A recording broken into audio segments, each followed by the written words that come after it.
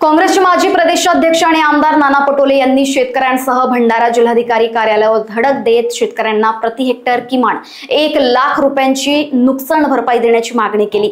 October मधील अवकाळी पावसामुळे मोठ्या प्रमाणात धान पिकाचं नुकसान झालं असून पंचनामे अद्याप पूर्ण न झाल्याने शेतकऱ्यांमध्ये संताप आहे। या पार्श्वभूमीवर पटोले यांच्या नेतृत्वाखाली शेतकऱ्यांनी जिल्हाधिकारी कार्यालयावर मोर्चा काढून निवेदन सादर केली। प्रशासनाने शेतकऱ्यांच्या मागण्यांचा तातडीने विचार करून निर्णय घ्यावा अशी मागणी यावेळी करण्यात आली।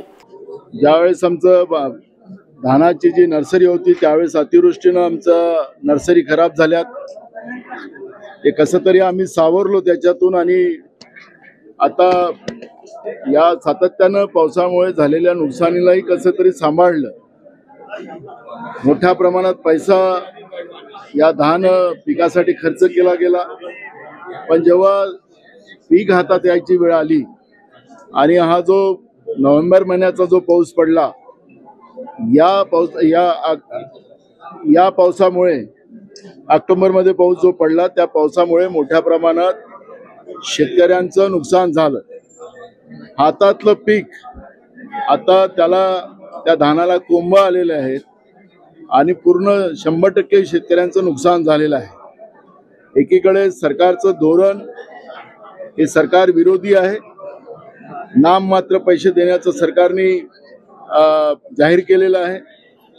मागच्या काळात तर भंडारा जिल्हा त्याच्यातून सोडला होता, मग आम्ही दबाव आणला तर मग भंडारा जिल्हा त्याच्यामध्ये टाकला आणि आता नाम मात्र काही मदत ती मागची द्यायला सुरुवात केलेली आहे। पण आता जे 100% नुकसान झालेलं आहे याचं हेक्टरी 1 लाख रुपये या धान उत्पादक शेतकऱ्याला दिले गेले पाहिजेत।